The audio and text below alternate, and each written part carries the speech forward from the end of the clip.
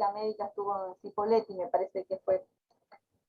Tiene muy poquita experiencia, re joven todavía en la disciplina. Bueno, no te preocupes, que la vamos a ir llevando lo mejor posible. Así Totalmente, que vamos a sacarlo bueno a todos.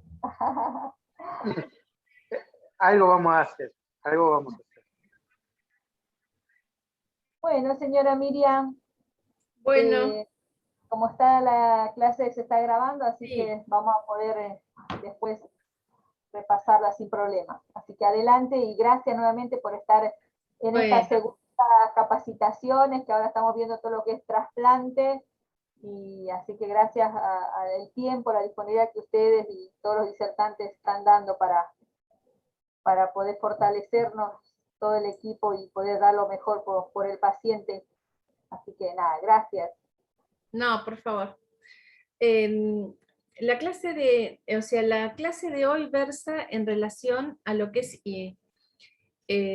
todos los fármacos que se utilizan, ya sea, ¿no es cierto?, en la inducción o en el seguimiento post-trasplante.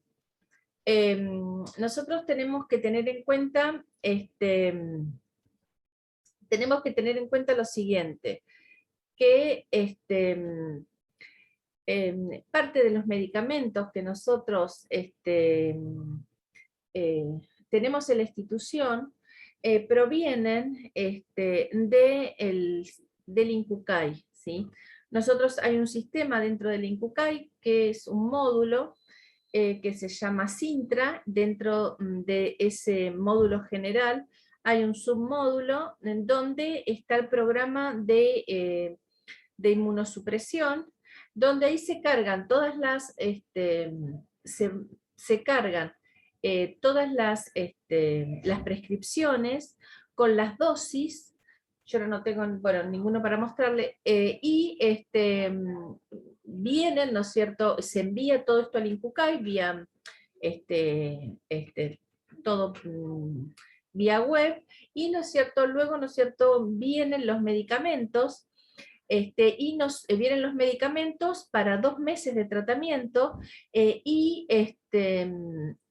nosotros, del mismo sistema, imprimimos una entrega de esos medicamentos, se lo hacemos firmar al paciente o al familiar del paciente y los archivamos. Es decir, para que tengan una idea, este sistema comenzó en el año 2004-2005, se comenzó a desarrollar todo el módulo dentro del programa, ¿no es cierto?, de trasplante. Se comenzó a desarrollar por nación este módulo, y en varios, en ese momento estaba la doctora Fleinboch, que era una cardióloga, bueno, estaba yo como farmacéutica, en la parte de referente de INCUCAI en Neuquén, y colaboramos en el desarrollo del manual del INCUCAI, y en la parte, ¿no es cierto?, yo particularmente en la parte de gestión del medicamento. Bueno, o sea que los medicamentos que nosotros tenemos acá en stock, y en realidad en toda la provincia de Neuquén, la parte del sistema público de salud, corresponde en su mayoría, son provistos desde Nación. También nosotros tenemos una licitación de inmunosupresores, que ahí se incluyen no solamente estos, sino otros medicamentos más, para tratar artritis reumatoidea, por ejemplo, o para otras patologías, están dentro de esa licitación, y también se incluyen los medicamentos que vamos a ver ahora. Pero ¿por qué los incluimos? ¿Por qué? Porque hay veces que nosotros tenemos cambio de dosis, cambios de tratamiento, o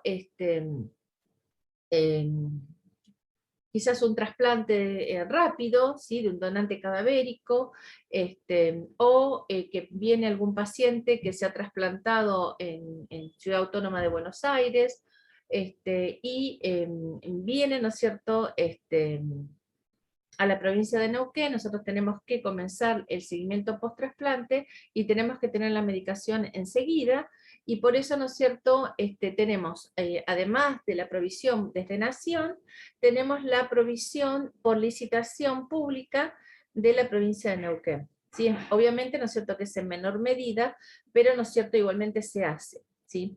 Y entre las dos, de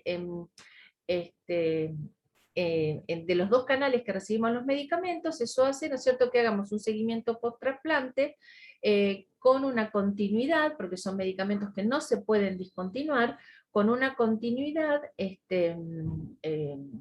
total y plena, ¿sí?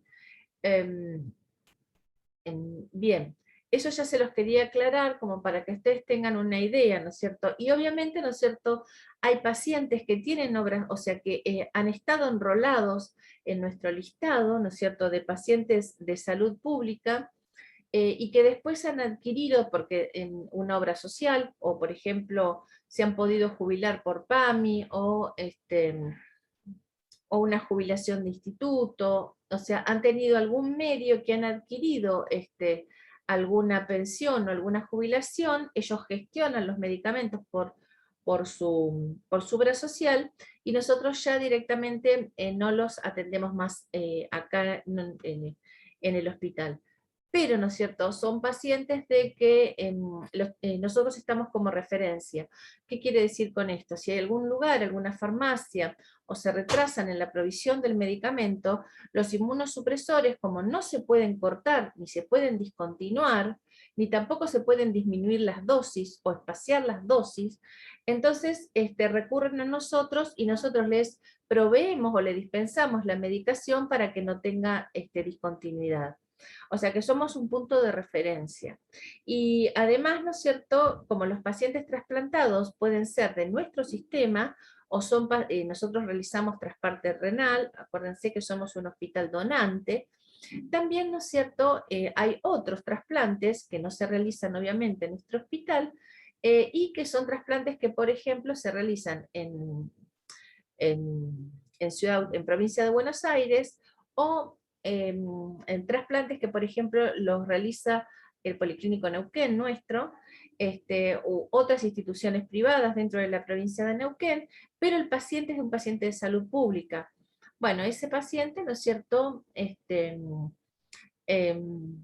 acuerdo a los convenios firmados, les provee la institución el medicamento, y cuando son dados de alta, ¿no es cierto?, vienen o a mí me envían, ¿no es cierto?, un resumen del paciente para que yo lo pueda enrolar, ¿no es cierto? Bueno, y como yo cargo todas las prescripciones médicas para solicitar los medicamentos, e imprimo esas prescripciones médicas, se elevan o se envían, ¿no es cierto?, en este caso, ¿no es cierto?, con el doctor Pedro Guerrero, por ejemplo, que hace trasplante renal, le envío, ¿no es cierto?, todas las prescripciones, y él las firma, y luego, ¿no es cierto?, vuelven acá a la farmacia. Así tenemos toda la documentación como corresponde, ¿no es cierto?, para cualquier auditoría. Porque puede venir una auditoría del INCUCAI, como ellos nos envían los medicamentos, independientemente de que nosotros les enviemos a ellos un resumen de todo lo dispensado en el bimestre, y una solicitud nueva, y el remanente de stock que queda en la farmacia, igualmente, ¿no es cierto?, es posible de que recibamos una auditoría, y por lo tanto tenemos que tener todos los papeles en regla. Bueno, dicho esto, comenzamos hablar un poco de lo que es el sistema, ¿no es cierto?, inmunitario. Nosotros sabemos, ¿no es cierto?, que van a haber, cuando hablamos del sistema inmunitario, podemos trabajar, ¿no es cierto?, con drogas que modulen la función del sistema, o sea, que haya un equilibrio en el sistema inmunitario, y obviamente, ¿no es cierto?, van a haber algunos otros estímulos o algunas otras drogas que van a producir una respuesta que supriman ese sistema inmunitario, que es una de nuestras, diríamos, nuestros objetivos terapéuticos, cuando administramos un inmunosupresor, o, ¿no es cierto?, otra alternativa, ¿no es cierto?, que no nos lleva, ¿no es cierto?, que no sería el objetivo de la farmacología inmunosupresora en el trasplante, pero, ¿no es cierto?, hay drogas que pueden generar un estímulo y potenciar una respuesta del sistema inmunitario, y por lo tanto va a generarse una inmunoestimulación. Es decir, el sistema inmunitario se puede manejar de tres formas: modulando el sistema, estimulándolo o inhibiéndolo. Hay veces, ¿no es cierto?, hay otra terapia que se puede dar, que es la terapia de sustitución, ¿sí? Cuando nosotros, en el caso que nosotros administramos una gamma-globulina o administramos una inmunoglobulina, lo que se realiza, ¿no es cierto?, porque hay un déficit o hay un elemento que falta, ¿no es cierto?, en la respuesta inmunitaria, le damos una terapia sustitutiva que es por las inmunoglobulinas. En general, ¿no es cierto?, los fármacos inmunosupresores, o las drogas inmunosupresoras, que se van a encargar, dentro de todos estos ítems de los cuales nosotros podemos trabajar, el inmunosupresor, ¿qué es lo que va a hacer? Va a inhibir la respuesta inmunitaria. ¿Por qué? Porque nosotros, cuando se implanta, ¿no es cierto?, un órgano, se ve como un cuerpo extraño, y va a reaccionar el sistema inmune con la liberación de determinados elementos. Y por lo tanto, nosotros lo que tenemos que tratar es tratar de disminuir esa respuesta inmunitaria, y, ¿no es cierto?, y por lo tanto, ¿no es cierto?, se van a utilizar estas drogas inmunosupresoras. Bueno, obviamente, ¿no es cierto?, todo el fármaco inmunosupresor, ¿cuál sería el fármaco inmunosupresor ideal? Sería el fármaco que sea específico, que actúe sobre las células de la inmunidad, que no sea citotóxico, ¿sí? Pero, ¿no es cierto?, es difícil que se conjuren estas dos características, que sea específico y que no sea, ¿no es cierto?, citotóxico. Obviamente, ¿no es cierto?, partiendo de la ciclosporina, una de las primeras drogas inmunosupresoras a la fecha, con los inhibidores de mTOR o con determinados inhibidores, o sea, se ha progresado en aumentar la especificidad de las drogas inmunosupresoras y disminuir los efectos tóxicos o las reacciones adversas, ¿sí? Bueno, obviamente que hay que tener en cuenta lo siguiente, que cuando nosotros cuando se realiza, ¿no es cierto?, una inmunosupresión, hay determinados problemas que pueden aparecer, como por ejemplo, ¿no es cierto?, al producir una inmunosupresión, la probabilidad de infecciones es mucho mayor, también la probabilidad de neoplasias aumenta, ¿sí? Puede fallar la respuesta, ¿no es cierto?, o la reacción entre el antígeno y anticuerpo, o sea, puede fallar en prevenir el reconocimiento antigénico, considerar al órgano como un antígeno. Puede haber efectos adversos propios, ¿no es cierto?, de las drogas que se utilizan, la toxicidad, como les dije anteriormente, la citotoxicidad. Es decir, en la terapia inmunosupresora hay varios problemas que aparecen, ¿sí? Nosotros tenemos que tratar de minimizar esos problemas utilizando y tratar de individualizar el tratamiento farmacológico, y para eso se monitoriza el tratamiento farmacológico mediante el dosaje de estas drogas en sangre. Por eso, ¿no es cierto?, el paciente periódicamente, al principio del tratamiento, para adecuar exactamente la dosis a administrar, y no ser una dosis excesiva que produzca efectos tóxicos, y después, ¿no es cierto?, a medida que va avanzando el tiempo desde el trasplante, se van espaciando la dosificación o el monitoreo sanguíneo. Bueno, en resumen, ¿no es cierto?, la supervivencia, o sea, prolongar la supervivencia del injerto y de los pacientes sería como uno de los objetivos en la utilización, ¿no es cierto?, del tratamiento inmunosupresor, y tratar de que sean tratamientos seguros, eficaces, que no tratar de que en forma tardía comience el rechazo, y que sea un tratamiento donde, ¿no es cierto?, esté balanceado entre la eficacia y la seguridad, ¿sí? Siempre hay que recordar lo siguiente: nosotros siempre, el paciente que está tratado o que se le ha implantado un órgano puede sufrir rechazo. El rechazo puede ser agudo, hiperagudo o crónico.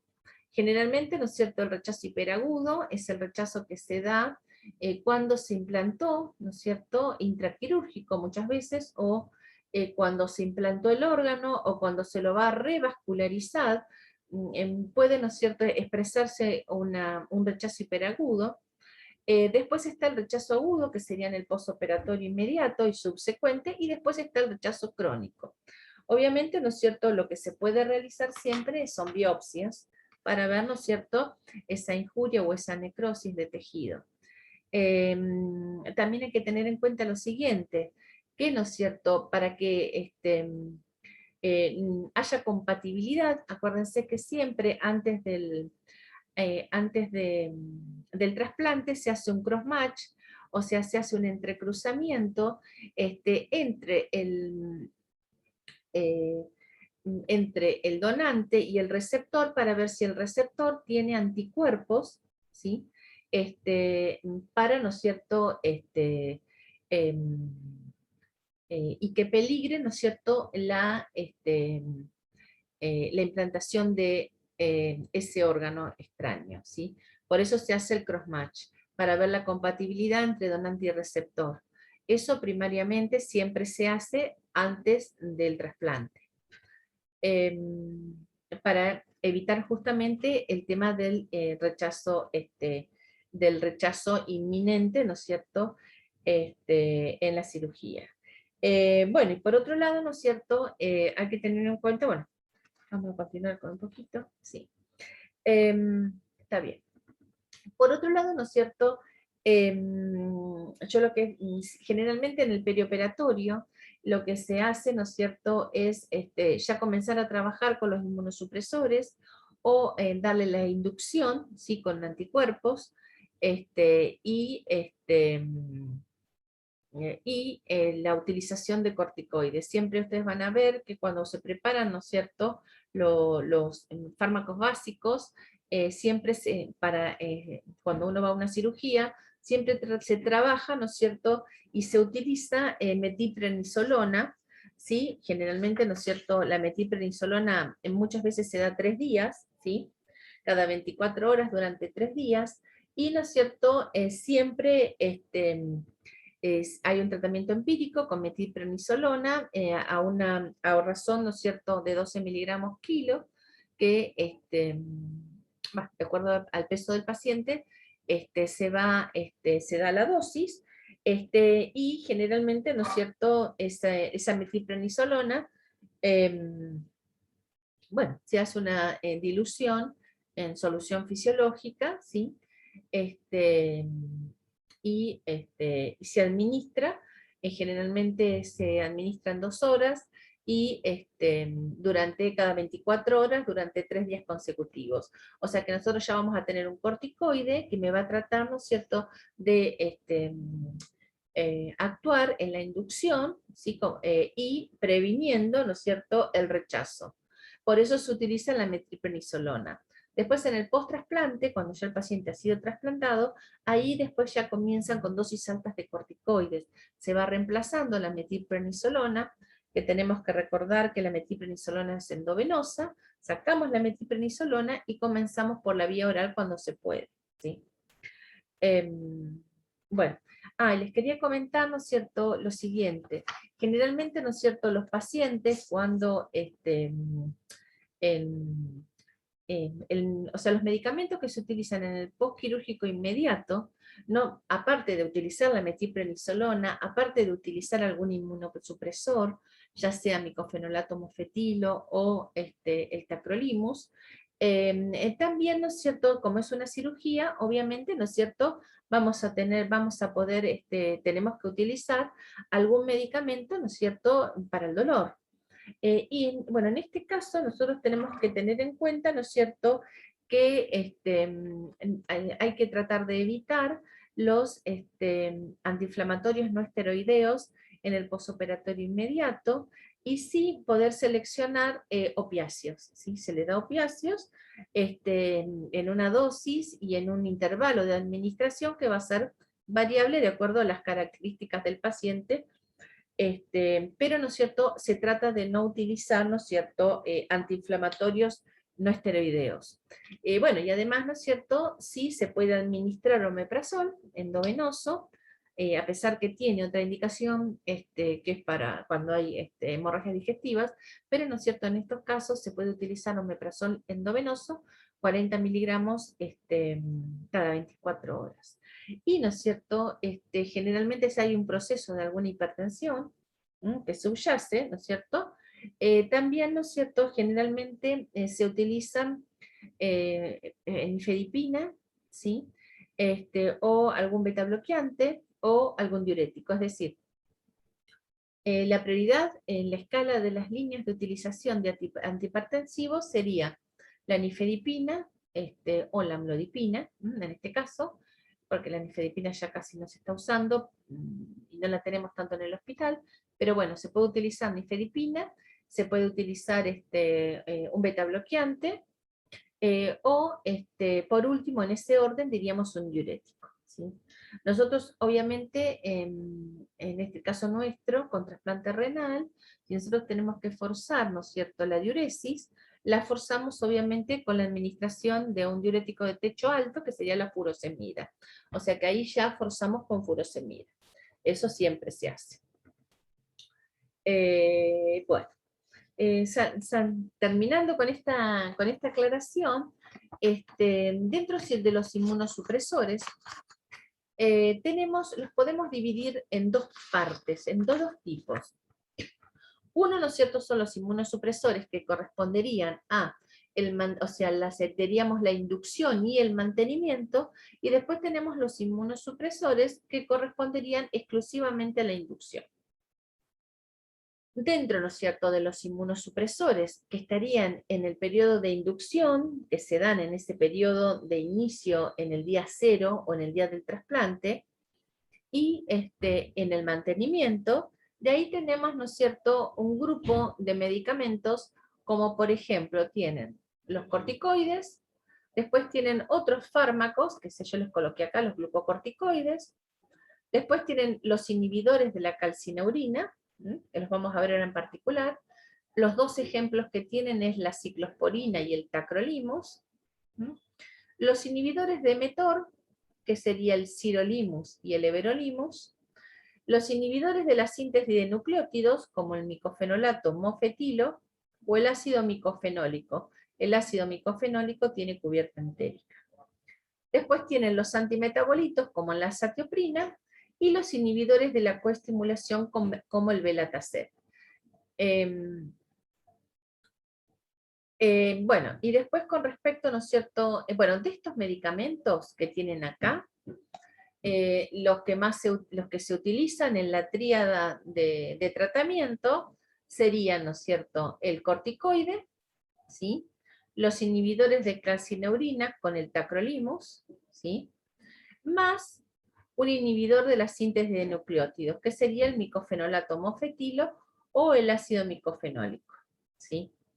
La azatioprina, en muy pocos casos, nosotros no tenemos ningún paciente trasplantado renal con, ¿no es cierto?, azatioprina, pero, ¿no es cierto?, se puede dar la asociación azatioprina con tacrolimus, por ejemplo, sin utilizar glucocorticoides para un trasplante hepático, por ejemplo.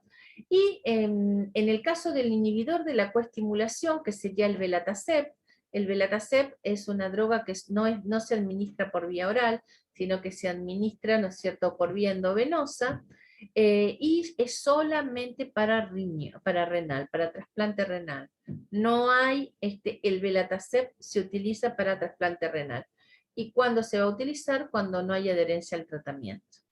Nosotros no tenemos ningún paciente. Y si lo tuviéramos, lo provee el INCUCAI, el Sistema Nacional. Bien. Y después tenemos las drogas de la inducción, que estas serían las drogas que se utilizan, ¿sí?, en el perioperatorio y en el trasplante. En los primeros 5 días, los primeros 3 días, o sea, serían la parte de trasplante y no se utiliza más. ¿Qué sería, no es cierto?, el anticuerpo monoclonal, como por ejemplo el basiliximab, o el anticuerpo policlonal como una globulina antitimocito, que esta sería la timoglobulina, que es la que más utilizamos nosotros. Bien. Bueno, las pautas generales, ¿sí? Las pautas generales de lo que es la inducción y el mantenimiento, para que tengan una idea, como les dije recién, se utiliza el calcineurínico, como por ejemplo tacrolimus, se utilizan los esteroides.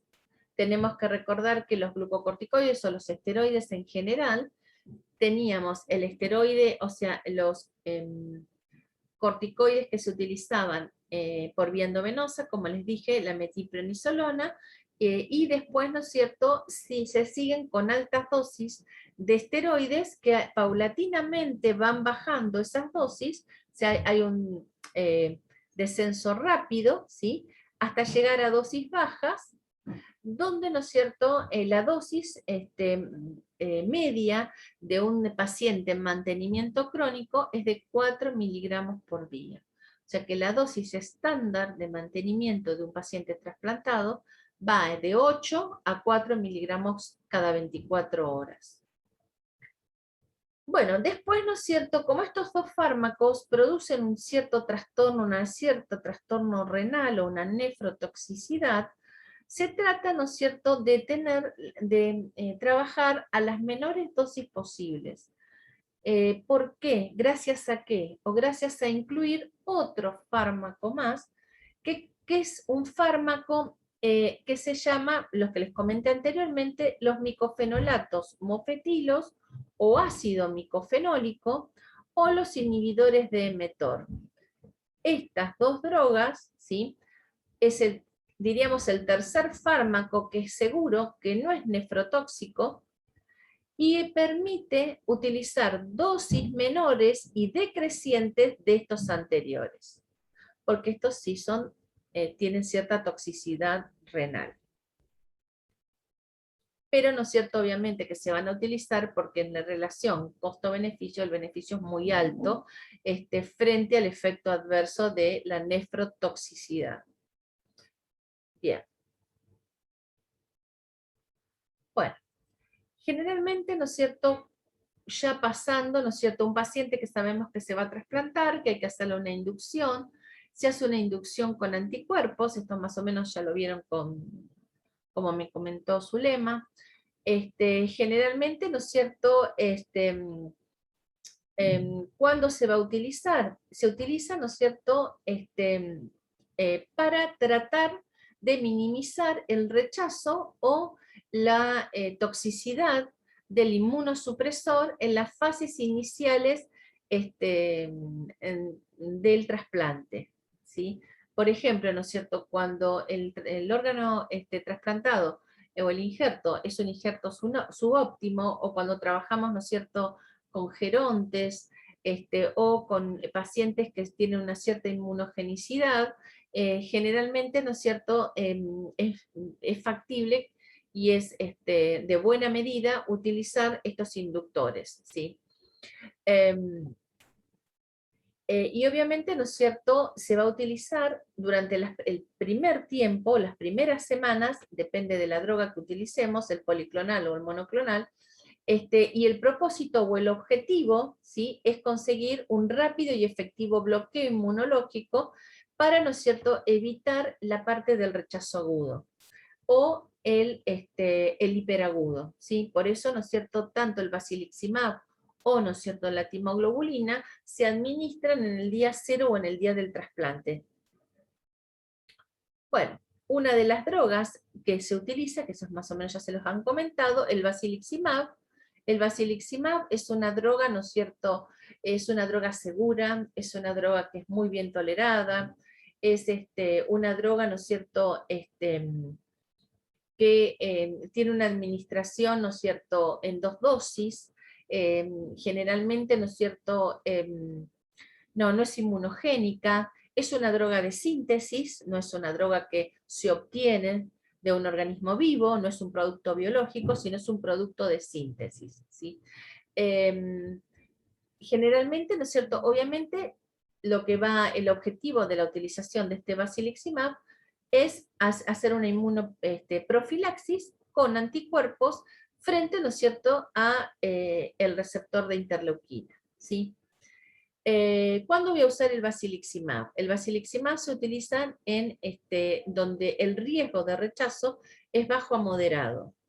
Es sencillo de administrar, es un polvo liofilizado, que la dosis son 20 miligramos, y se lo reconstituye, ¿no es cierto?, con una ampolla de agua destilada, que también viene, o sea, viene el polvo liofilizado en un frasco, en un vial, en otro vial viene, ¿no es cierto?, agua destilada, ¿no es cierto?, se reconstituye en el vial, tratando, ¿no es cierto?, que no se produzca espuma,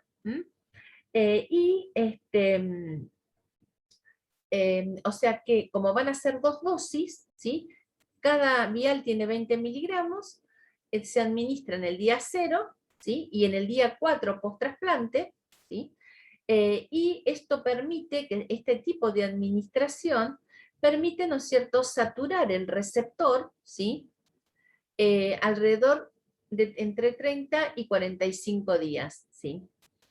Bien, el polvo liofilizado, que van a ser 20 miligramos, ¿sí?, se reconstituye con este envase de agua destilada, llegándose a una concentración final de 4 miligramos por mililitro reconstituido, ¿sí? O sea, son 20 miligramos en 5 mililitros, que sería la ampolla, les quedaría una concentración de 4 miligramos por mililitro reconstituido. Una vez que se reconstituye, se ve que el vial se forma una solución transparente, que no tenga ningún precipitado, es lista, se va a poder administrar. Esa administración puede ser en bolo o en 20 a 30 minutos, y se diluye, ¿no es cierto?, se puede diluir, se diluye en, ¿no es cierto?, en 50 mililitros de solución fisiológica, o, ¿no es cierto?, puedo superar esta dilución, puedo hacer que sea más diluida, ¿sí? Pero, ¿no es cierto?, siempre llegando a una concentración final que sea al 5%, ¿sí? O sea, siempre la concentración final tiene que ser al 5%. Pero, ¿no es cierto?, el paciente va a recibir 40 miligramos de basiliximab. Ese va a ser el tratamiento. Por eso es algo sumamente sencillo, que prácticamente no tiene grandes efectos adversos por la administración, ni tampoco el basiliximab tiene efectos adversos a largo tiempo, o un efecto tóxico a largo tiempo no se ha observado, por lo menos en la bibliografía que está hasta el momento. Pero bueno, es una droga sencilla, pero el tema es que el basiliximab es lo que menos estamos utilizando, se usa muy poco. Lo que más se utiliza es otra droga, que es la timoglobulina.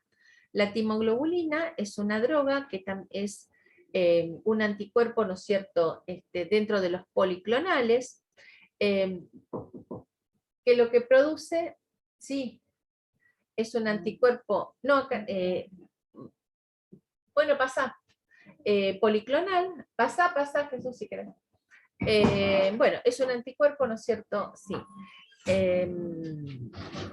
Es la timoglobulina, ¿no es cierto? Es un anticuerpo que sería linfocitario, y lo que produce, ¿no es cierto?, se obtiene de conejo, antes se obtenían de caballo, de suero de caballo, ya no se usa más, se obtiene de conejo, por eso es un producto biológico, a diferencia del basiliximab, que es un producto sintético, y, ¿no es cierto?,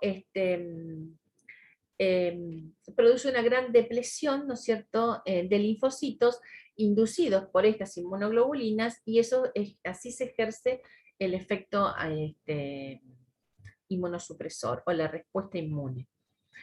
Pero obviamente, ¿no es cierto?, es un producto policlonal, es un producto biológico. Al ser un producto biológico es sumamente inmunogénico, ¿sí? El tiempo de vida media de la timoglobulina es un tiempo de vida media muy corto. Generalmente, ¿no es cierto?, obviamente se utiliza, ¿no es cierto?, para, ¿no es cierto?, para el tratamiento del rechazo, y en gerontología, en pacientes que son donadores, que son con unas características, una inmunogenicidad muy importante, o, ¿no es cierto?, o sea, es como que la timoglobulina abarca, ¿no es cierto?, o sea, estamos cubiertos más para evitar, más cubiertos para evitar el rechazo, al ser policlonal. Bien, la timoglobulina es un polvo liofilizado, generalmente no se utilizan 25 miligramos por dosis, sino que se utilizan 75 miligramos, dependiendo del peso del paciente, 100 miligramos por día, ¿sí? La dosis sería 6 miligramos por kilo, ¿no?, una dosis media,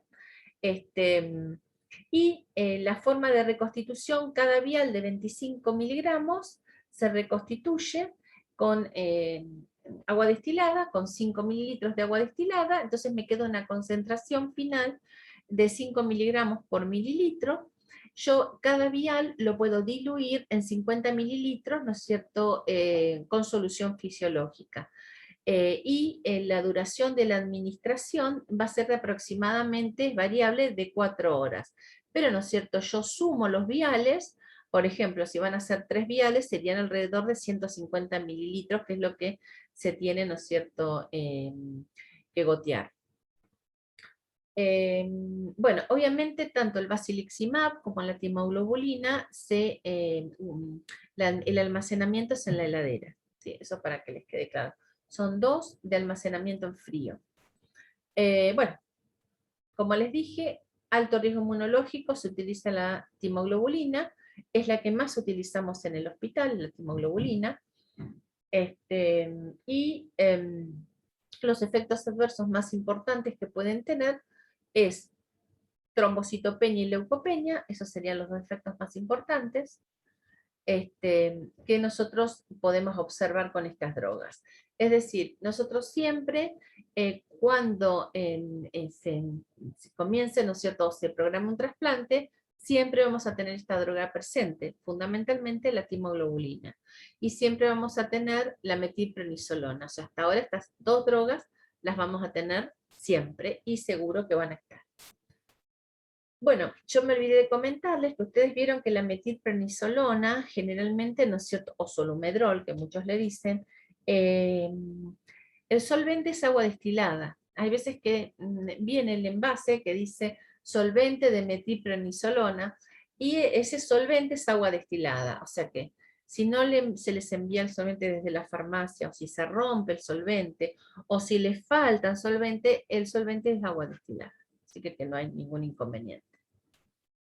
Bueno, una vez que ya tenemos la inducción, agregamos el corticoide, tenemos, por ejemplo, la timoglobulina, pasamos ahora, ¿no es cierto?, bueno, a lo que serían, ¿no es cierto?, las drogas inmunosupresoras. Bueno, yo les separé el Belatacept. El Belatacept es una droga inmunosupresora que es una droga que solamente se utiliza, ¿no es cierto?, no es por vía oral, el resto de los fármacos es por vía oral, obviamente salvo el basiliximab, los de inducción no, la timoglobulina no, la metiprenisolona no, el basiliximab no, pero el resto de los medicamentos se administran por vía oral. Existe una ciclosporina que es por vía endovenosa, pero nosotros no la utilizamos y no se utiliza generalmente. Siempre el resto es por vía oral, ¿sí? Salvo esta droga que se llama Belatacept, que no existe por vía oral, sino que simplemente, ¿no es cierto?, se administra por vía endovenosa. Y acuérdense que solamente es una droga para trasplante renal. Nosotros no tuvimos nunca un paciente con Belatacept, por lo menos en el sistema público, pero sí lo probé el Incucay. ¿Para cuándo se utiliza esta droga? Cuando hay falta de adherencia, que un paciente no adherente o hay una dificultad con la vía oral, ahí podemos abordar exclusivamente para un trasplante renal el tratamiento seguimiento post-trasplante, utilizar el fármaco Belatacept, que es una proteína que se funda, es una combinación, ¿sí?, entre una porción, ¿sí?, del linfocito y, ¿no es cierto?, la inmunoglobulina humana. Se funden, ¿sí?, es una proteína de fusión de la combinación de estas dos regiones, de una región de la inmunoglobulina humana y una porción del linfocito T. Esa es la conformación, a un comentario muy grueso, del Belatacept. Y además esta combinación tiene afinidad, ¿no es cierto?, sobre determinados receptores que intervienen en la coestimulación. Entonces al tener afinidad por esos receptores, van a bloquear esa coestimulación y por lo tanto van a ejercer de esta manera la respuesta inmunosupresora. La dosis que se utilizan van de 5 a 15 miligramos kilo día. Y tenemos las dosis, ¿no es cierto?, tienen un esquema de dosis que incluye, ¿no es cierto?, antes del trasplante, durante el trasplante y en el post-trasplante. Si usamos la droga o decidimos usar la droga Belatacept, la administración inicial es la siguiente.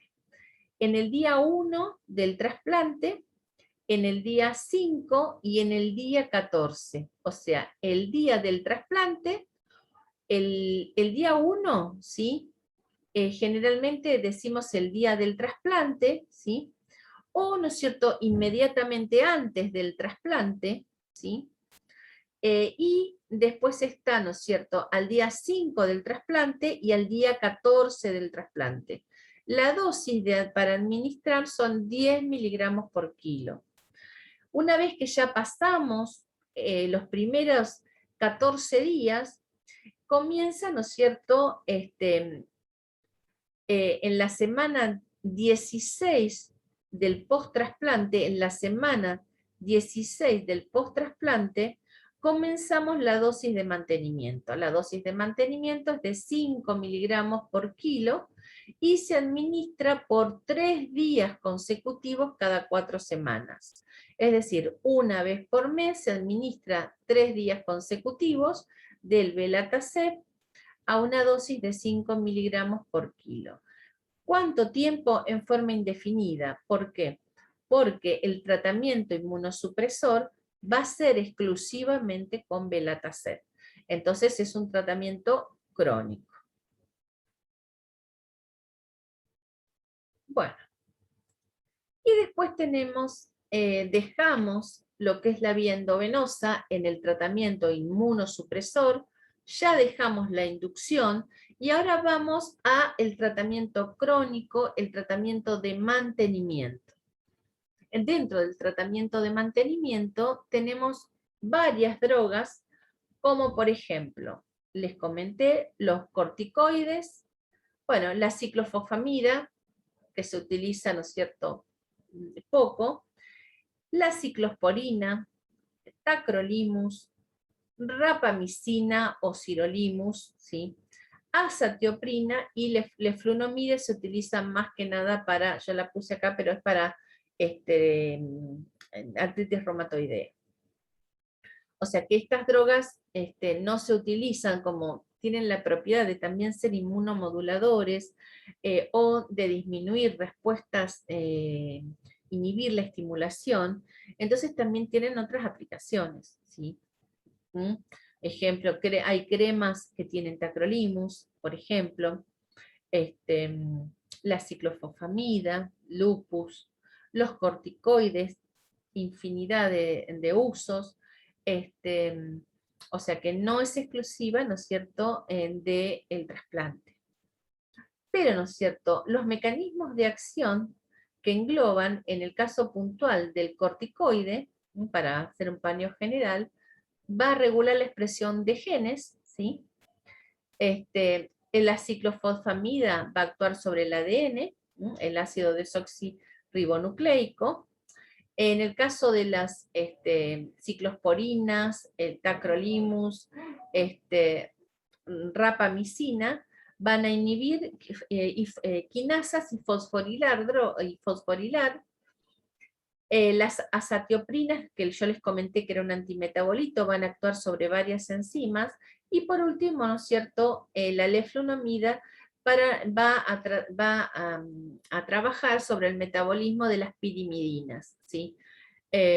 Las azatioprinas sobre el metabolismo de las purinas y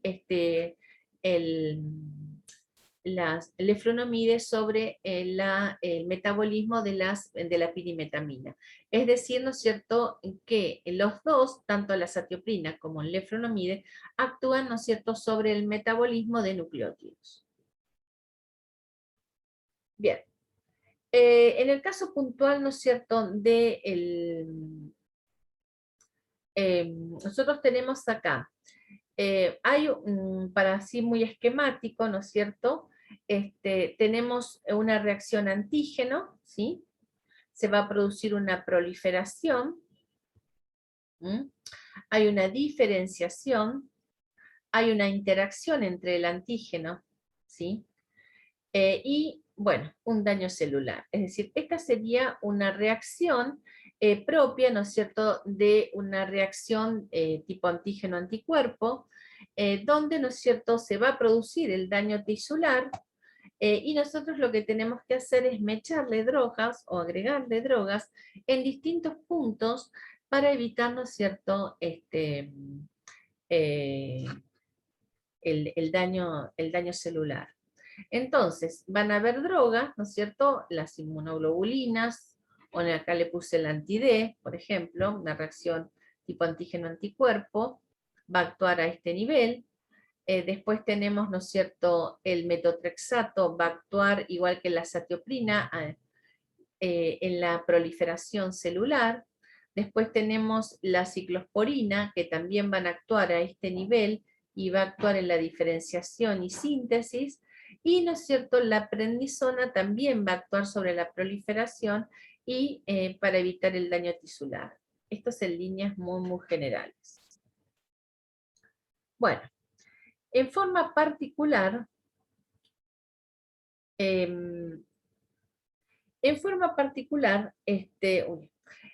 bueno, los corticoides. Los corticoides, ¿no es cierto?, generalmente, ¿no es cierto?, se puede utilizar la hormona, la hidrocortisona y los productos sintéticos.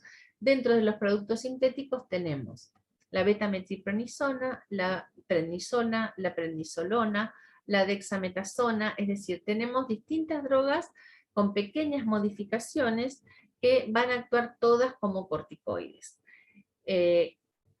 ¿Cuál es la que más se utiliza? La que más se utiliza es la metilprednisona o beta-metilprednisona, que es la que nosotros tenemos. Pero, ¿no es cierto?, entre unas y otras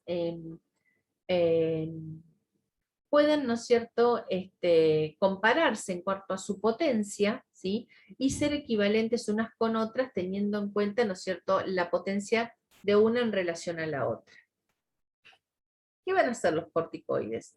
Los corticoides son drogas que, ¿no es cierto?, son esteroides, se disuelven, ¿no es cierto?, en la membrana plasmática, pasan la membrana, se unen a un receptor citoplasmático.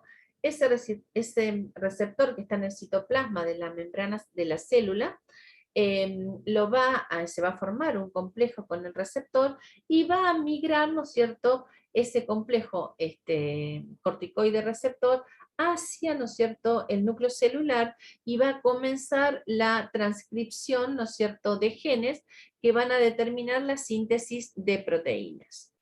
Eso es una de las teorías.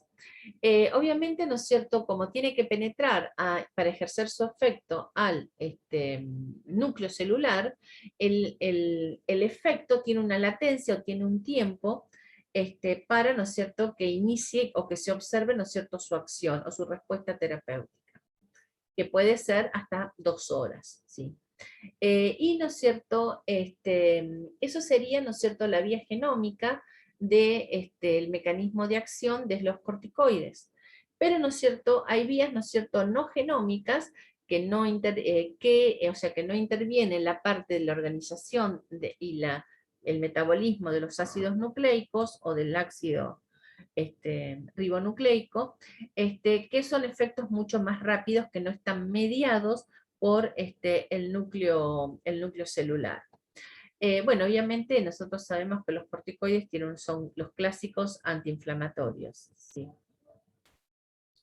Bueno, como les dije anteriormente, una cosa es que penetran directamente al núcleo celular y ejercen su efecto. Eso tarda más. Después hay otro efecto, que es un efecto, ¿no es cierto?, que es no genómico, ¿sí?, donde, ¿no es cierto?, es un efecto mucho más rápido, que actúan uniéndose al receptor de la membrana, y no requiere ni síntesis ni transcripción de genes para sintetizar proteínas. Obviamente, ¿no es cierto?, cuando ocurren este efecto no genómico del corticoide, cuando nosotros trabajamos a bajas dosis, ¿sí?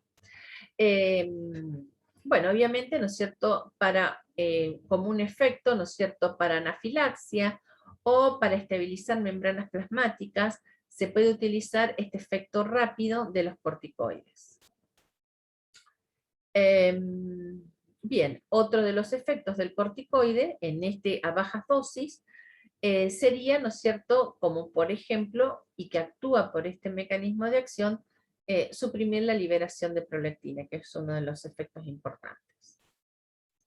Bien, por otro lado, ¿no es cierto?, tenemos que tener en cuenta lo siguiente, para hacerlo más rápido, que los corticoides, ¿sí?, tenemos que recordar que, ¿no es cierto?, actúan interviniendo en lo que se llama la síntesis del ácido araquidónico. Acuérdense que en esta síntesis de ácido araquidónico es por acción de ciclooxigenasas, se sintetizan una cadena, ¿no es cierto?, se sintetizan varias drogas como tromboxanos, leucotrienos, interleuquinas, un montón de drogas o de elementos que van a intervenir en distintos procesos biológicos. Por ejemplo, en el proceso de la inflamación, en el proceso de la coagulación, como los tromboxanos, y una de las drogas que va a inhibir esta cascada es la aspirina, ¿sí?, para relacionarlo. Bueno, en este caso, ¿no es cierto?, puntualmente para la acción de los corticoides, ¿sí?, por esta acción el corticoide va a alterar la cascada del ácido araquidónico y, ¿no es cierto?, va a producir una disminución de la liberación de neurotransmisores de tipo inflamatorio, va a disminuir la respuesta inflamatoria. Por eso se lo utiliza al corticoide como antiinflamatorio.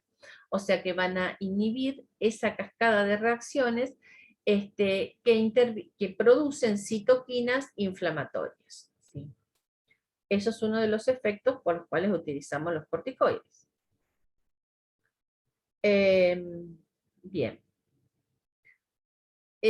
Los corticoides se utilizan, pero tienen muchos efectos adversos. Por eso siempre uno tiene que tratar de utilizar, como dijimos al principio, bajas dosis de corticoides porque se utilizan en forma crónica. Los corticoides obviamente pueden producir a liberación de las glándulas suprarrenales. Recuérdense que se liberan de acuerdo a la corteza o la médula de las glándulas suprarrenales, que serían los casquetes que están arriba de los riñones. Se liberan o mineralocorticoides o glucocorticoides. Por lo tanto, si nosotros reemplazamos en forma externa o sustituimos la administración, o sea, el corticoide endógeno lo sustituimos, podemos llegar, ¿no es cierto?, a tener una cierta atrofia de las glándulas suprarrenales. Y, ¿no es cierto?, ¿por qué? Porque no solamente el control desde el hipotálamo, hipófisis, glándulas suprarrenales, que sería ese el eje, se va a producir, como le estoy dando desde el exterior algo, no va a funcionar esa glándula y se puede atrofiar. Y además de eso, como es un eje que viene desde el hipotálamo, sistema nervioso, la hipófisis, bueno, después termina con las suprarrenales, la acción, si nosotros ingerimos corticoide, obviamente que ese circuito se va a suprimir. Y se va a suprimir la liberación de, a nivel hipotálamo hipofisiario, para que puedan actuar, que sería la ACTH, para que puedan actuar sobre las glándulas suprarrenales. Bueno, los corticoides bien usados son excelentes como antiinflamatorios, como sustitutivos en algún trastorno de glándulas suprarrenales, y obviamente, ¿no es cierto?, para como inmunosupresor, son excelentes. Si nosotros queremos, cuando en el paciente trasplantado, primero, ¿no es cierto?, se comienza con altas dosis de corticoide y después se va disminuyendo, ¿sí? Obviamente esa disminución no puedo comenzar a consumir 80 miligramos de beta-metilprednisona y bajar a 8 en 3 días, no. Siempre, ¿no es cierto?, y eso ya lo deben saber ustedes, siempre cualquier tratamiento con corticoides, si nosotros el tratamiento se suspende en forma paulatina, no se discontinúa, sino que es en forma, o sea, abrupto, sino que es en forma gradual y lenta, se va bajando las dosis, ¿sí? Por otro lado, ¿no es cierto? Bueno, uno de los efectos adversos que hay que considerar, que el corticoide es una droga catabólica, o sea que va a actuar, va a producir catabolismo de proteínas, va a producir catabolismo de lípidos, de hidratos de carbono, es decir, todo lo que favorezca, por ejemplo, los depósitos de glucógeno en el hígado, van a producirse una lisis, o sea, se va a liberar, aumentar la glucosa en la sangre, va a haber un aumento de aminoácidos, es decir, el catabolismo sería romper y metabolizar, en vez de crear, ¿sí? Entonces van a aumentar determinados parámetros, ¿sí? Van a aumentar las proteínas, van a aumentar la glucemia, ¿sí? O sea, distintos efectos adversos. Y obviamente, ¿no es cierto?, con respecto a la grasa, a los lípidos, va el corticoide, ustedes lo ven, redistribuye la grasa en el organismo, el tratamiento crónico con corticoides. Acuérdense de la ojiva que se puede dar en los pacientes con altos consumos de corticoides como inmunosupresor, o sea, hay una redistribución de la grasa parda, y, ¿no es cierto?, la cara de luna llena, ¿sí? Son distintas, la pérdida del pelo, o sea, distintos efectos adversos, ¿no es cierto?, propios, ¿no es cierto?, de altas dosis de corticoides. Hay veces que es necesario, ¿no es cierto?, en un trastorno inmunitario, es necesario la administración de mucha cantidad, altas dosis de corticoides, y el efecto adverso, ¿no es cierto?, de la cara de luna llena o la distribución de la grasa a nivel abdominal y la ojiva, se dan, ¿sí? Bien. Bueno, obviamente, ¿no es cierto? También hay que tener en cuenta que como el corticoide es, reacciona o se produce una gran liberación en condiciones de estrés, en condiciones de estrés siempre hay mayor producción de corticoides para adaptarse y para producir catabolismo. Cuando, ¿no es cierto?, hay una cirugía, o sea, toda situación de estrés intrahospitalaria, infección severa, cirugía, generalmente, ¿no es cierto?, se les da una dosis mayor de corticoides precisamente, ¿no es cierto?, por la situación crítica que se vive por los altos consumos. Sí, bien.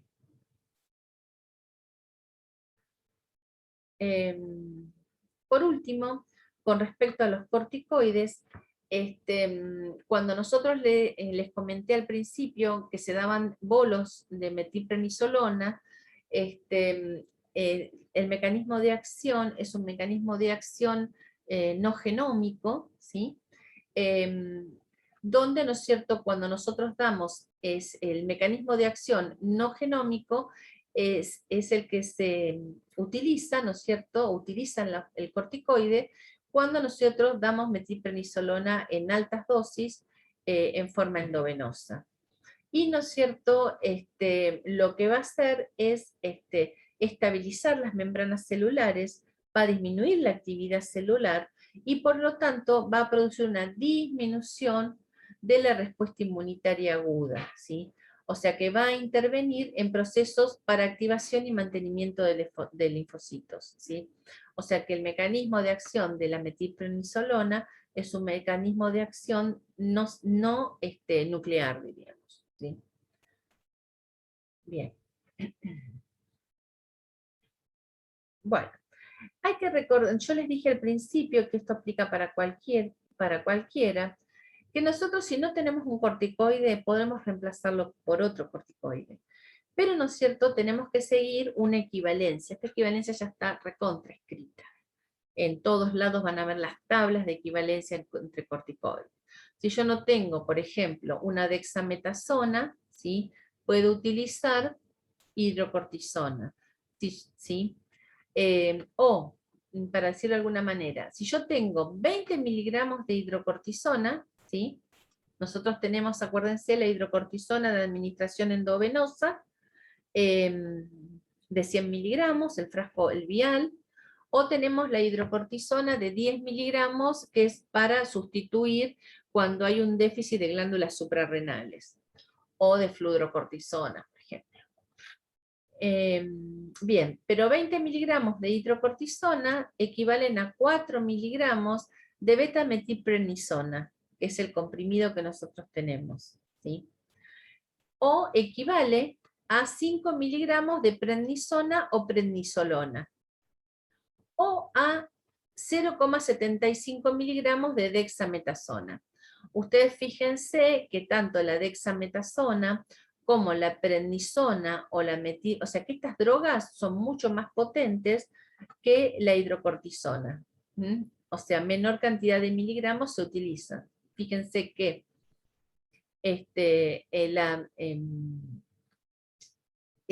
diríamos en un cuarto, podemos utilizar un cuarto de la hidrocortisona para prednisona para ejercer el mismo efecto, ¿sí? O sea que si yo no tengo una, puedo utilizar otra. Estas serían las equivalencias que más se utilizan y con las drogas que nosotros tenemos. Beta-metilprednisona, estas drogas prednisona o prednisolona generalmente no la tenemos, pero tenemos muestras médicas muchas veces. Y bueno, y la dexametasona, acuérdense que tenemos la dexametasona, el frasco ampolla de dexametasona, que serían 4 miligramos por mililitro de dexametasona, y el frasco ampolla trae 2 mililitros, para que tengan una idea. Bueno, ¿quieren seguir su lema ahora o quiere que lo dividamos en 2 clases? ¿Cuántas diapos más todavía queda? Y porque ahora nos faltarían ver en toda la parte de los inhibidores de calcineurina, o sea, todo lo que sería drogas, ciclosporina, tacrolimus, micofenolato, los 2 micofenolatos, Bueno, algo de monitoreo y ya terminó, y un resumen, ¿no es cierto? Nos queda un tiempo largo. Yo no ¿te los parece quiero cansar. para la próxima semana o cómo va a estar usted? No, podemos seguir la próxima semana, que ya Dale, tenemos una, ¿eh? Podemos bueno, seguir, ¿les seguimos parece? entonces la próxima semana, el miércoles, así, Sí, el mismo miércoles, sí, sí. Y ahí ya bueno, terminaríamos, ¿te parece? Yo no, sí, porque si no tengo que empezar con azatioprina y después ya seguir con los inhibidores de calcineurina y se va a hacer muy largo. ¿Eh? sí, la verdad ¿Les que parece? sí, sí, sí, sí, sí, lo dividamos entonces para el próximo miércoles seguir la parte 2 de fármaco, Exacto, exacto, ¿te parece? ¿vale? Bueno, bueno.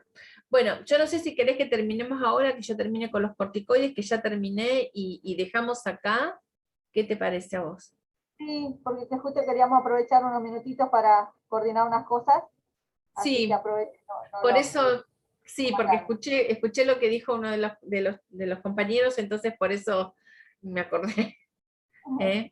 Bueno, Bueno, bueno. No sé si hasta bueno, acá alguna duda o algo de los colegas que tenga.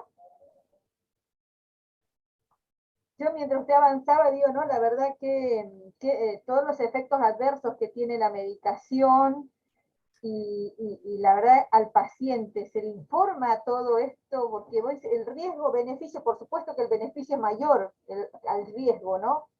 Pero hay que estar preparado para todo lo que vas a tener que cargar, por lo menos los primeros, no sé cuántos meses llega que está con esa fase, con todos esos efectos hasta que va bajando.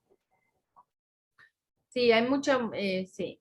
Realmente lo que pasa que eh, yo por los pacientes que trato acá, son pacientes que tienen mucho, en la parte renal, son pacientes con diálisis peritoneal, en el mejor de los casos, o con diálisis continua, son pacientes muy sufridos, o sea, no tienen vida. No, en realidad no tienen vida. Si vos te dializás 3 veces por semana, o por ejemplo, me acuerdo que antes vivías en Chosmalal, no tenías un centro de diálisis y te tenías que hacer horas y horas para irte a Zapala, para irte a algún centro de diálisis, dializarte y volver. Hacer eso 3 veces por semana. ¿Qué vida tenés?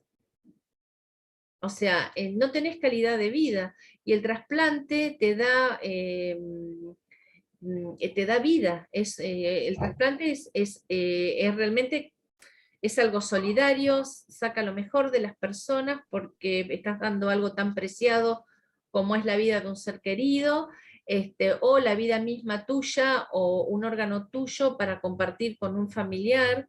Entonces, eso tiene un valor humano muy grande y por lo tanto, ¿no es cierto?, para las dos partes.